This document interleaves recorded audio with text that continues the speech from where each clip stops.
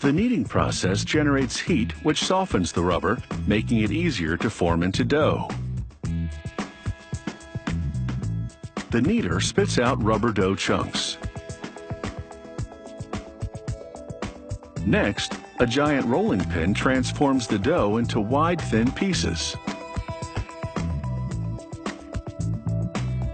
He slices the strips and bundles them. In this form, it will be easier to control the weight of the rubber in relation to chemicals that are added next. They roll the rubber with a precise amount of sulfur and other chemicals that strengthen the rubber and make it more elastic. They then roll the rubber very thin. A worker twists and cuts it into small bundles that fit into the opening of an extruding machine.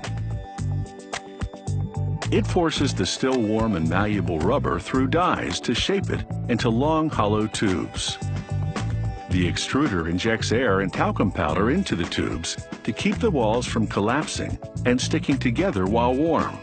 The tubes cool down in a trough of water, and they deflate as the injected air dissipates.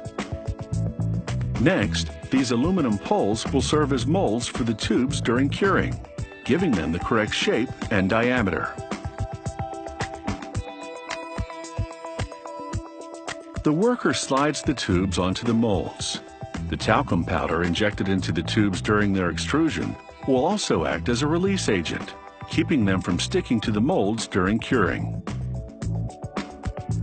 They load the tubes into a steam oven, and the intense heat vulcanizes the rubber to boost its tensile strength and elasticity.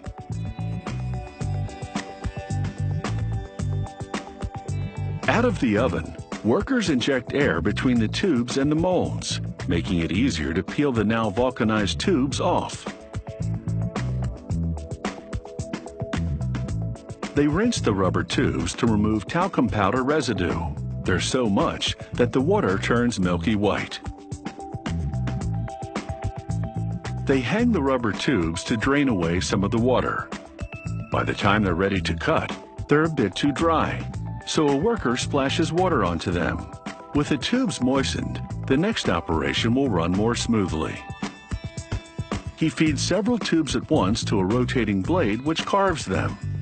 This creates elastic bands that are exactly the same width. In this case, that's 1.5 millimeters, an average thickness for a rubber band. With this system, they can cut 500,000 rubber bands in an hour.